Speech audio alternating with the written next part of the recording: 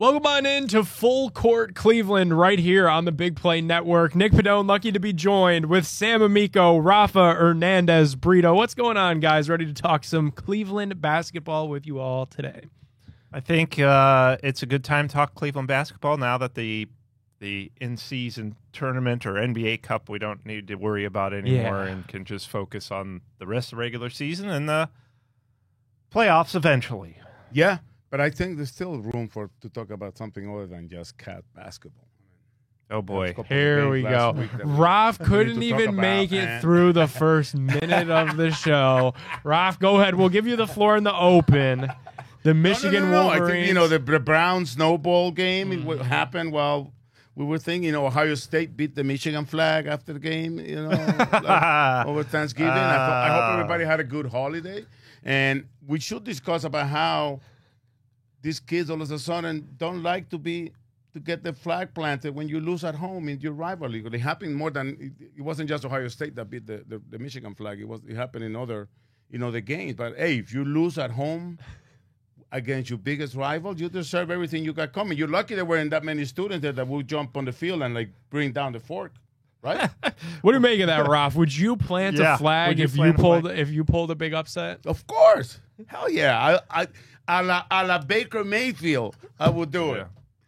Who should still probably be the Cleveland Browns starting quarterback right now. But alas, today on Full Court... Now you're really jumping. Today on Full Court Cleveland, we are going to break down some of the biggest headlines pertaining to our Cleveland Cavaliers. As Sam alluded to, the NBA Cup no longer a factor for our Cavs, so it's really about focusing on growing this team as a group and advancing. We saw a big win from this team against the Boston Celtics, guys. Just felt like even though the Celtics didn't have Jaylen Brown, Derek White, we didn't have our key guys in the first meeting. It felt like that was a big game to kind of get the proverbial monkey off the Cavs' back and be able to take down Boston, which was something that they had struggled a little bit with. It was nice to see the win against Boston for sure. Yeah, it seems like, you kind of you didn't want to lose that game at home, especially when they didn't have Jaylen Brown and Derek White. You wanted to you don't really call it a statement win, but at the same time, it would have been bad if they lost, not just necessarily because of the standings or any of that, but because of the narrative. So much of that they're trying to, you want to control the narrative when you can and beat a good team at home. So, when you see Boston Celtics, it doesn't matter who's in the lineup. You got down in that game. They did a nice job. Donovan Mitchell did a nice job of carrying them in the second half. And that's just the kind of game that you think it's not super important that we win, but we don't want to lose. I think it's just good for the mental part of the game. We talked about it, and I still stand by it. You don't take much out of losing or winning on that game. I think what you got to do is take out the good things which is, once again, the Cavs show that they can come back from a double-digit deficit in the second half. And this time was in the fourth quarter. And once again, the Cavs show that they can stick around against a team that lives and dies by the three. And you could see what happened when the Celtics are not making the threes. I don't buy the argument about, White and Brown weren't playing, because if White and Brown were playing, Pritchard wouldn't have had the game he had, taking all those shots and playing all those minutes. So, and maybe jumping a little bit ahead on the sixth man of the year, that we'll talk about it later. But I like the fact that the guys showed up, played hard. The Celtics insisted, and maybe the Cavs also kind of threw the bait at them to take the one-on-one against Garland. And the numbers show it, and Garland stepped up defensively. Everybody was talking about him. He needed to score 40 to make up. No, he needed to play the game that the team needed to be played in order to come up with a win. They still have a really best record in the NBA. They're fighting for it again today because, as we talk today, they're playing the Nuggets. So it's all about getting better as we go through this regular season. And I think mentally it's good, because you don't want to go on and everybody's talking about, oh my God, you can't beat the Celtics and this and that. Right. But at the end of the day, it was a game of growth for the Cavs. It was a game of, when we saw, like I said, Garland, and we saw Mobley playing well, and we saw the bench stepping up. Now we're kind of going back to getting our bench back together. I think that's what kind of had an effect on that slip that we had against the Hawks twice and the Celtics. But, hey, we won. We continue, and we'll see them again sometime. Ralph, way to set the theme for the show is it's about getting better at this point. Then we're going to look ahead at some upcoming matchups, take a look at some of the top stories around the NBA. We've got a packed show for you guys. Up next, we're going to keep breaking down Cavs Celtics, what we learned from that game, and what the Cavs can use moving forward. Don't go anywhere. More of Full Court Cleveland right after this.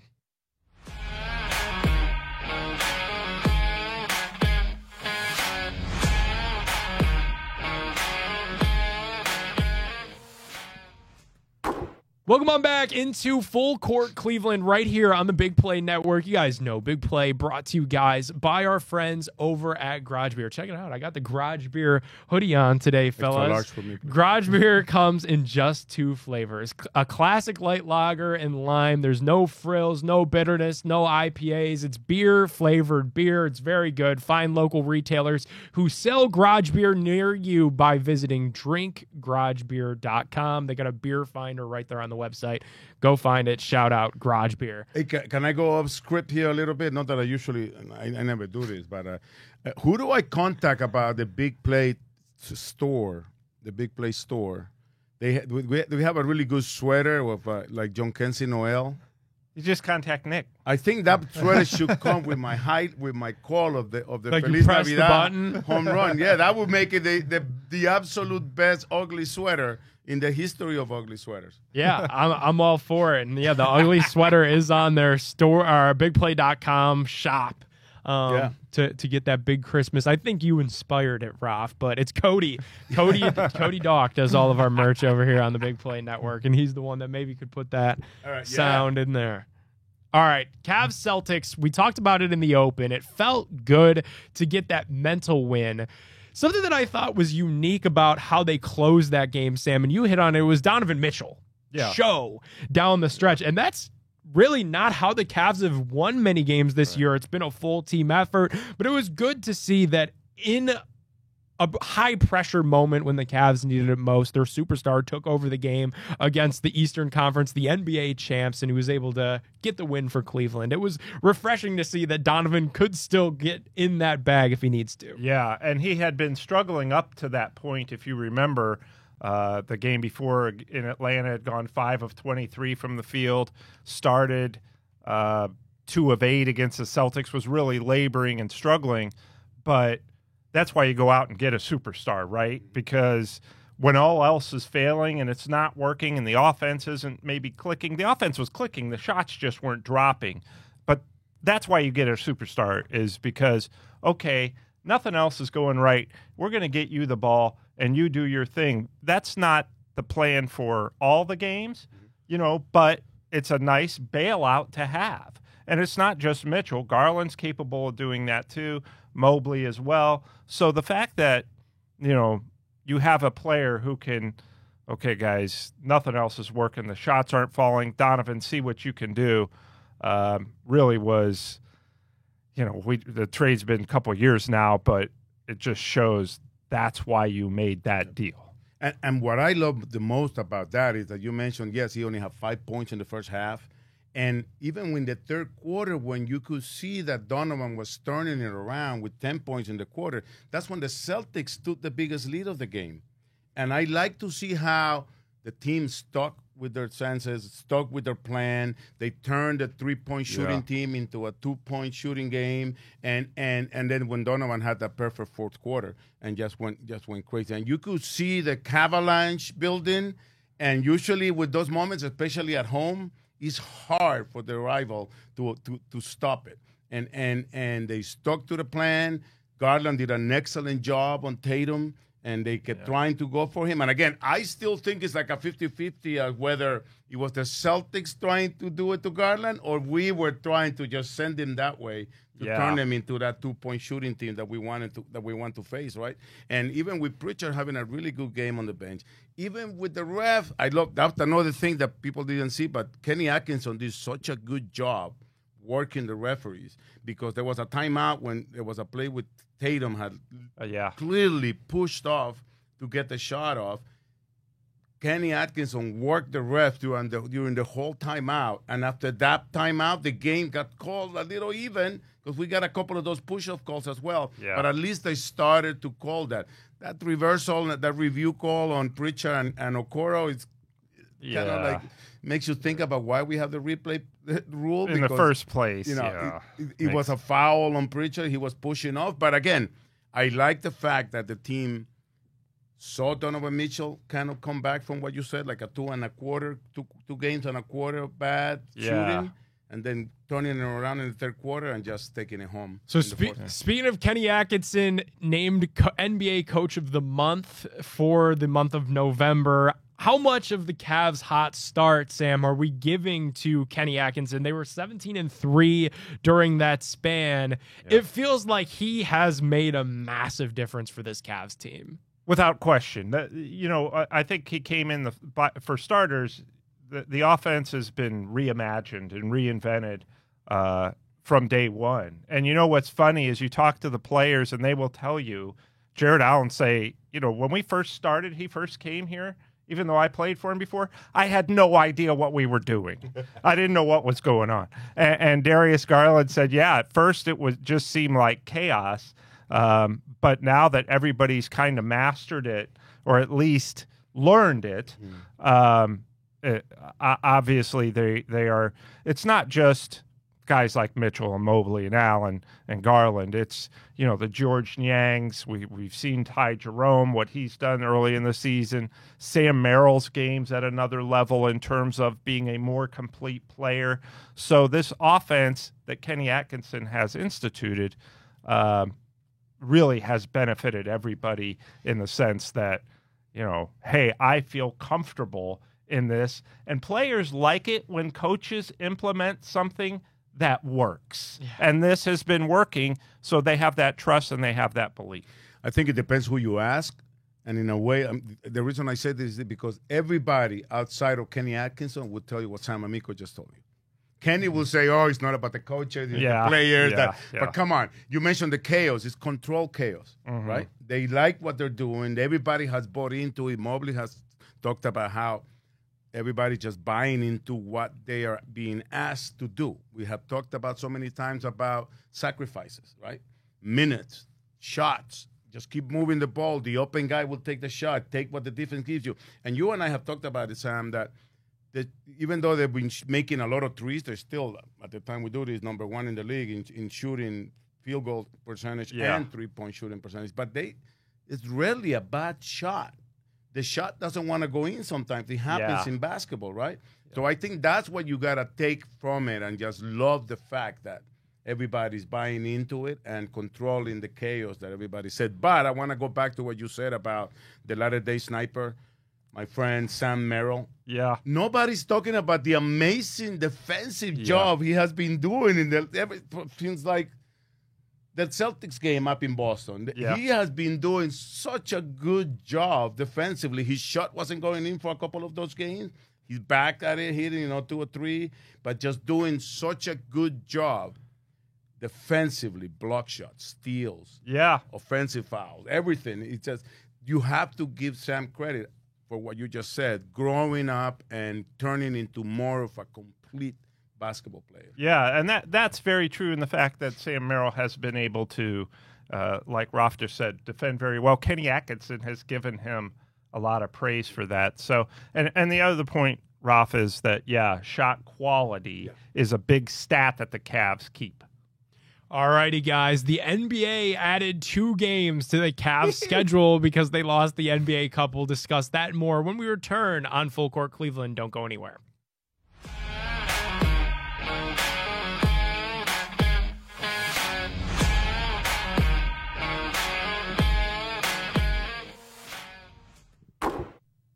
Welcome on back into Full Court Cleveland right here on the Big Play Network. Nick Padone, lucky to be joined with Sam Amico, Rafa Hernandez, Brito, breaking down all things Cavs.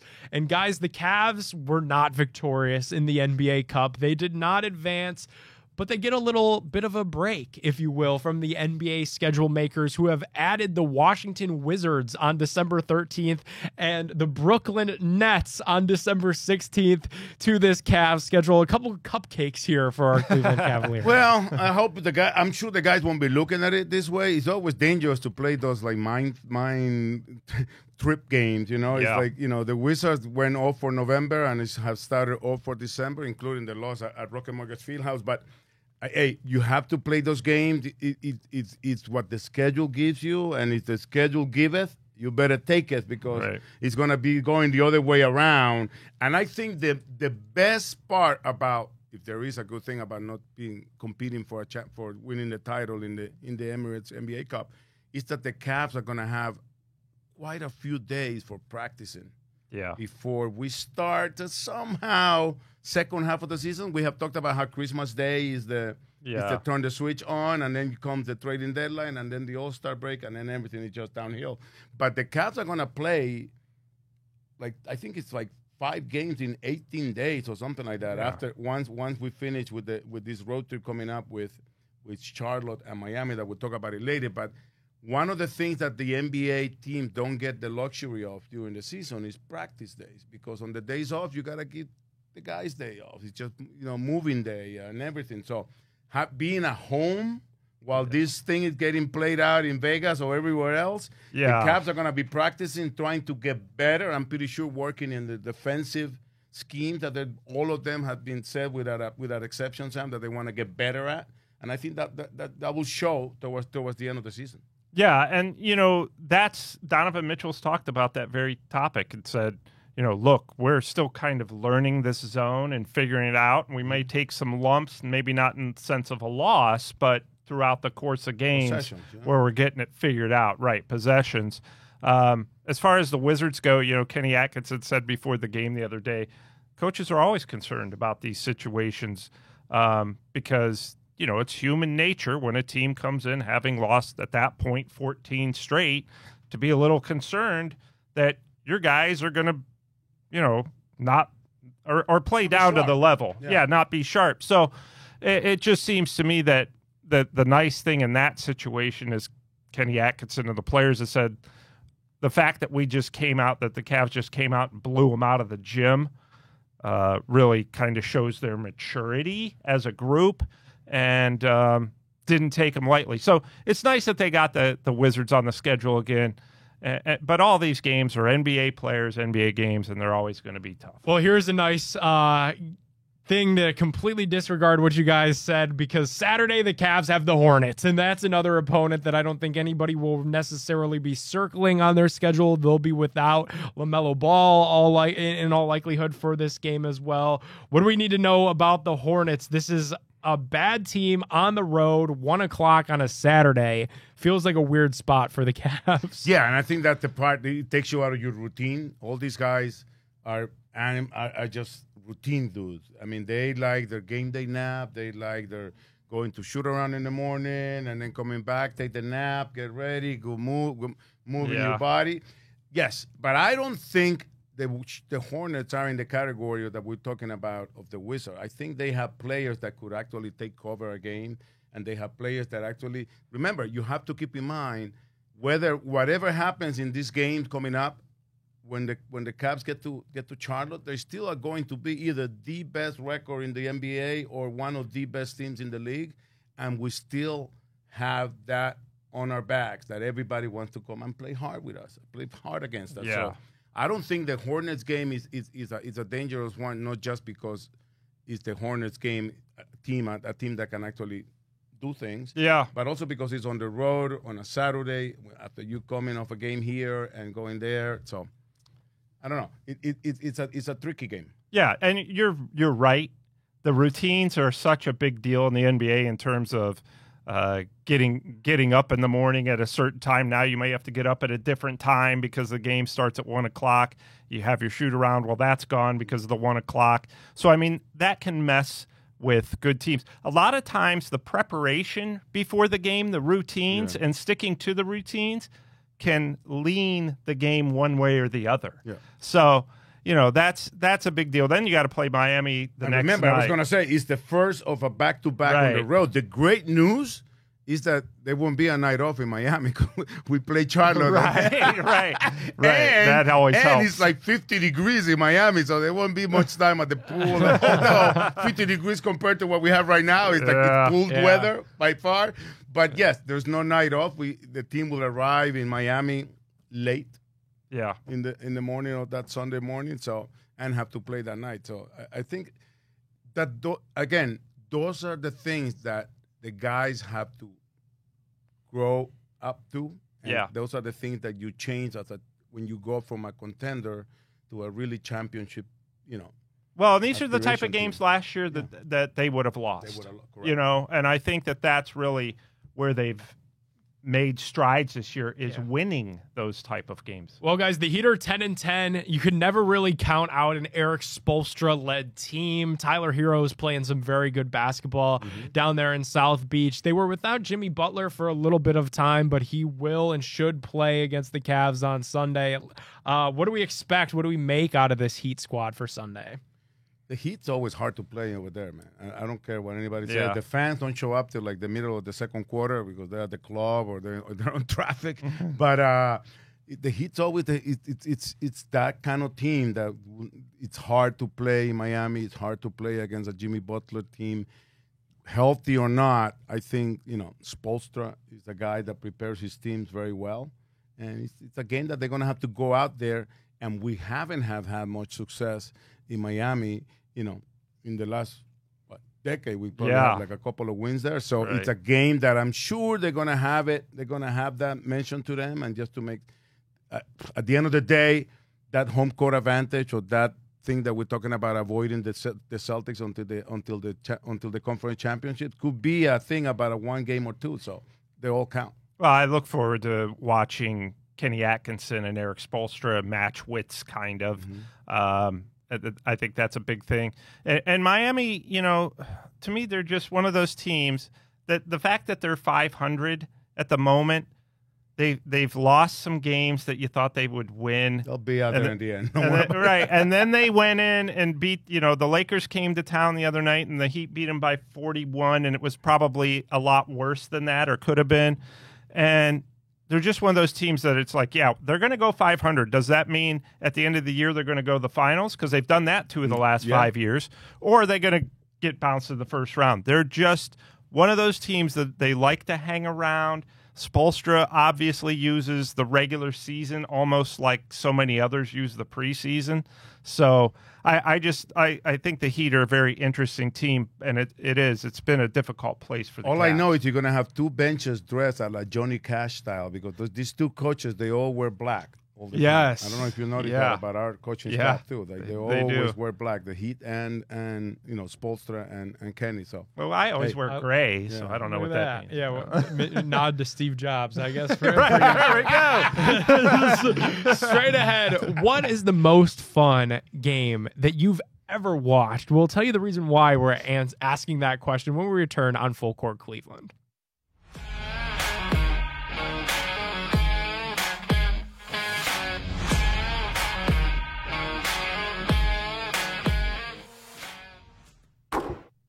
Welcome on back into Full Court Cleveland right here on the Big Play Network. And when you start a season as hot as the Cleveland Cavaliers have started, you have a lot of fun watching the games throughout, and then you mix in a couple NFL snow games with our Cleveland Browns beating the Pittsburgh Steelers right here at Huntington Bank Field, just steps away from our studio at Burke Lakefront Airport. You get another fun game with the Buffalo Bills in the snow. So today we are going to power rank the most fun games we've ever watched, and I know Raf's over there giggling because he's tempted to say this past Saturday when the Michigan Wolverines beat Ohio State. Raf, you could go ahead and put that one on your list for us. We're expecting it. No. The Bills, Chiefs, the Bills, who were they playing? The Bills on Sunday? The Dolphins. No. Was it the Dolphins that were playing on the snow? 49ers. The 49ers. Did it look as fun as our game did against the Steelers? No, because our game was I don't know close. if it's one of those things like you have to be there, but the Browns-Steelers game was just awesome. Also, the fact that the Browns won the game, but that night started with a little light rain and everything. And then out of nowhere, everything just turned white, and the fans looked like to be having fun. But I did a playoff game. It was a NFC Conference Championship game between the Packers and the Giants at Lambeau Field, and it was like a blizzard. Yeah. My booth was outside, and I had to keep changing the foam on the microphone because the snow landing on it kept freezing. So I had to keep taking it off and on. So yes, I think snow just makes games so much more fun. It does. It does. Does it have to be an NBA game? No, it could be anything. Yeah. Well, Let's for crazy. me, the most fun game I've ever watched was the Browns beating the Steelers in the playoffs in Pittsburgh, even though their fans weren't With there. no fans in it, Yeah, but it's still. I been waiting all my life for that game, for that victory. To see the Browns knock the Steelers and Ben Roethlisberger out of the playoffs. Everybody says, well, Roethlisberger has this great record against the Browns. I'm like, what is he against the Browns in the playoffs? When it counts. Yeah. I'll tell you what. People on Facebook who are Steelers fans have unfriended me because of that comment. and I'd make it again. I don't know if it's because the Browns have won sporadically throughout the last year, but that opening the cooler Thursday night, with Baker Mayfield coming into the game when Tyrod Taylor got hurt, and the cheering of the fans with Baker coming in, and I remember after the game, by the time I break down and everything, come down to the media room, and the place was littered with bottles of Bud Light that had come out, from the cooler that they had opened it up. So I wish I had a garage beer back then to celebrate it really well. But that was a really good game. I have to tell you one. I called the Super Bowl between the Patriots and the Giants when the Patriots were undefeated. Wow. The helmet catch and all that. That was a cool game. Another good Patriots Super Bowl. When it's crazy to rank the top 3 sporting ever that you've watched.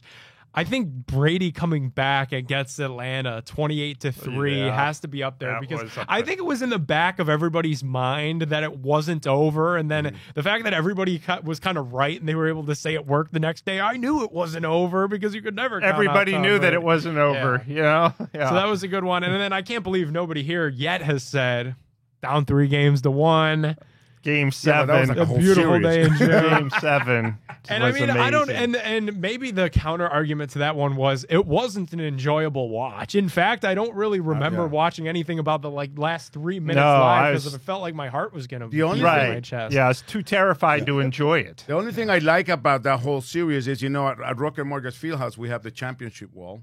Yeah. And if you ever come down to Rocket Mortgage Fieldhouse for a home game, right next to it, we have Legends Corner. Campy Russell and I have our Legends visit us every home game. But every time I'm there, I always tease around with people. I say, look, right here in this spot is where Curry threw his mouthpiece and landed on one of the kids in the first row. Right on here on top of the 3-point line is where Draymond Green hit LeBron. Where the sun don't shine. Got himself suspended.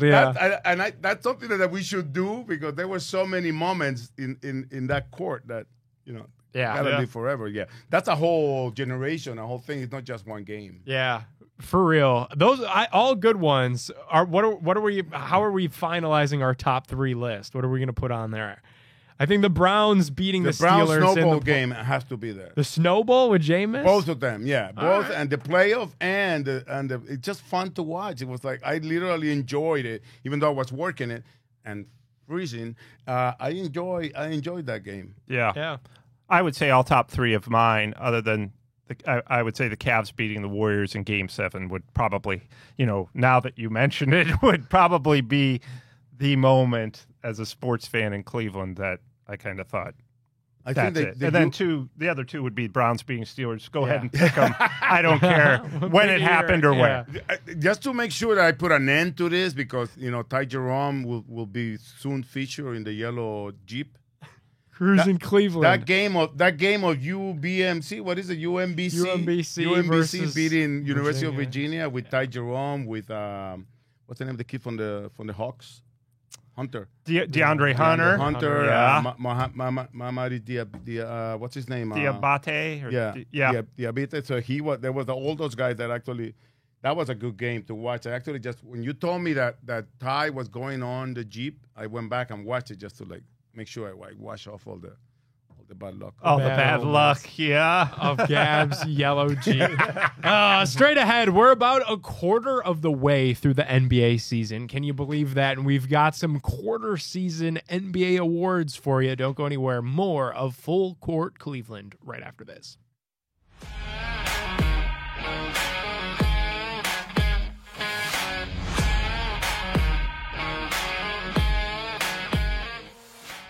Mamadi.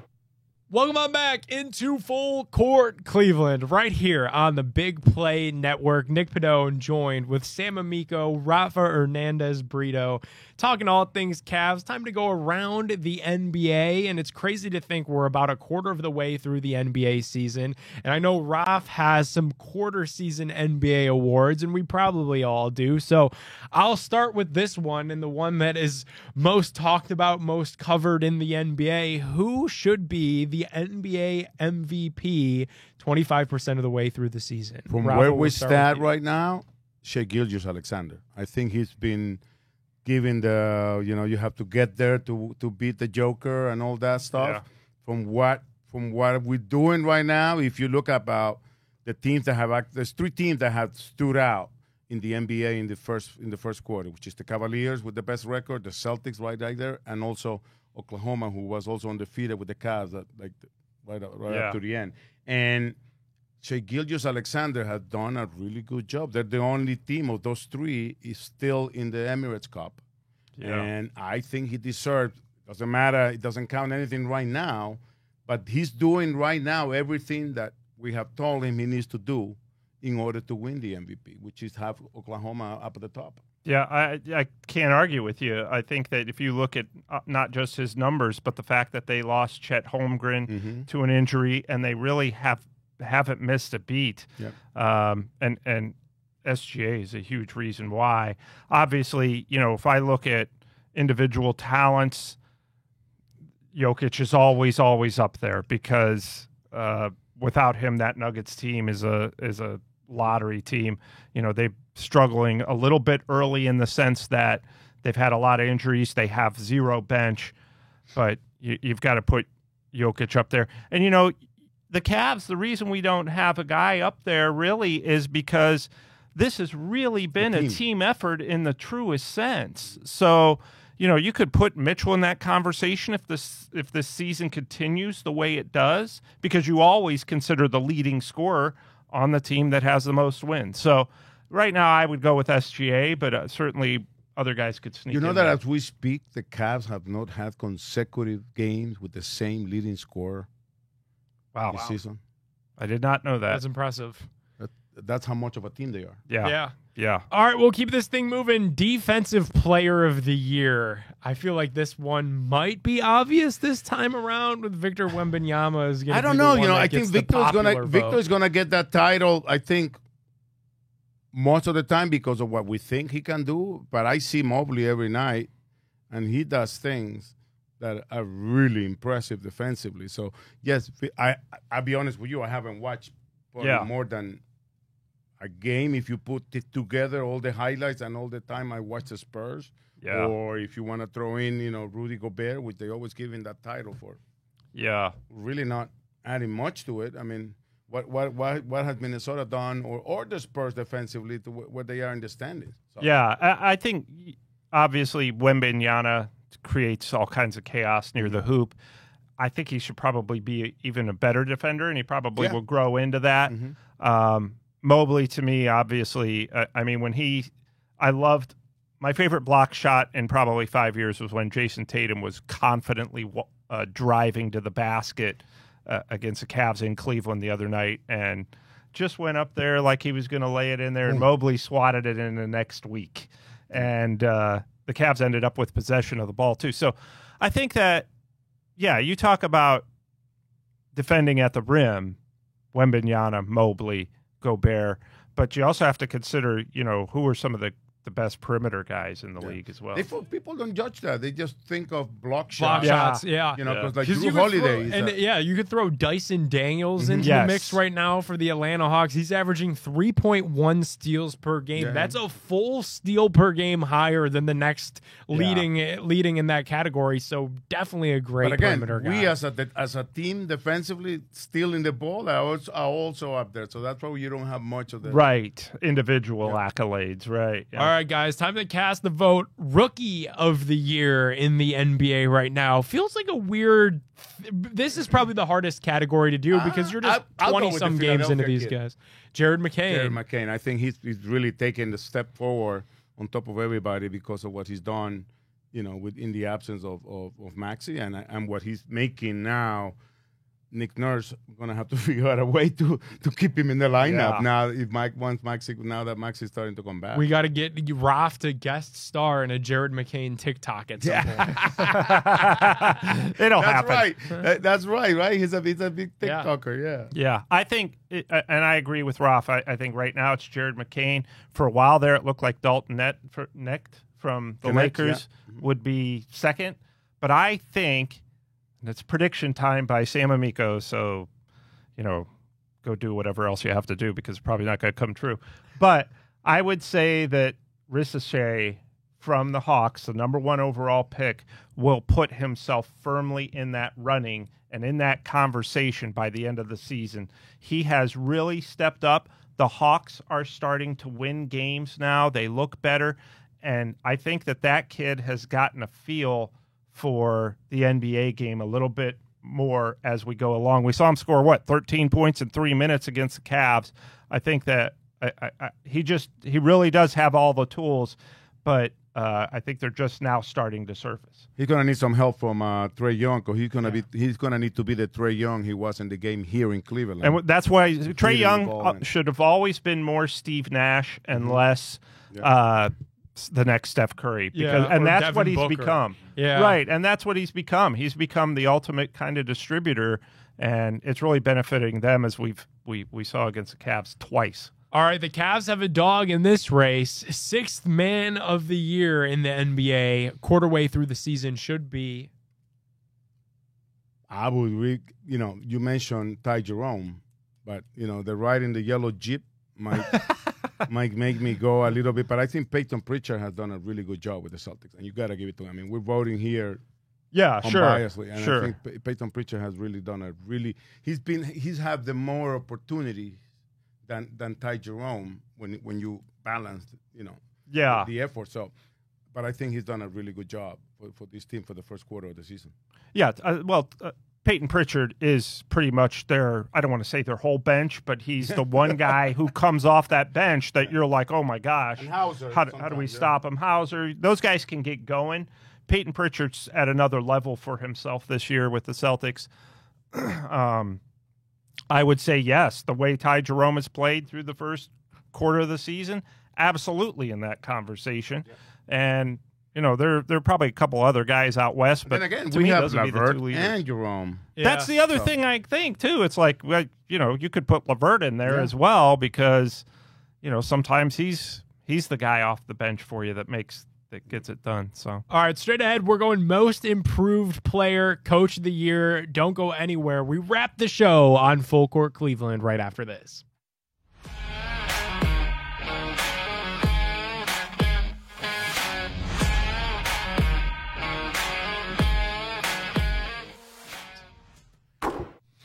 Welcome on back into Full Court Cleveland right here on the Big Play Network.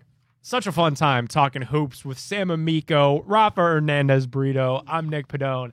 We're going through our quarter season NBA awards, as it's crazy to think that the NBA season is already just about 25% of the way done. We went through MVP, Rookie of the Year, 6th Man of the Year, Defensive Player of the Year, and now, guys, it's time for the NBA's Most Improved Player. Again, this one's a little bit difficult to gauge, just 25% of the way through a season, especially when you think Most Improved. It's usually an entire 82 body of work. But it could change also with others getting That's opportunities. True. But when you talk about just playing 2 games last season and to come back the way Ty Jerome has done. It's not easy to just come back and contribute right away. It's a lot harder when you have missed a whole year, and most of that whole year without even able to move on your ankle, and to come back and contribute that way, and not just scoring, not just defensively, not just stealing, but just bringing that energy that the team needs at the time. And we have talked about it with Booby about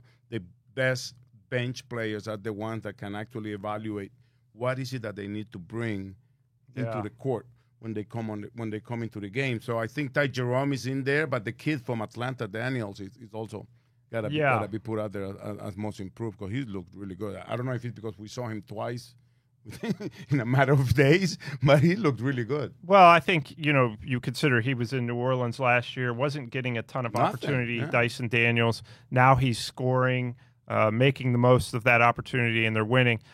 I don't know, Ty Jerome, do they still give out the Comeback Player of the Year award in the NBA? Because that would be something that I think that Ty Jerome would certainly be up for.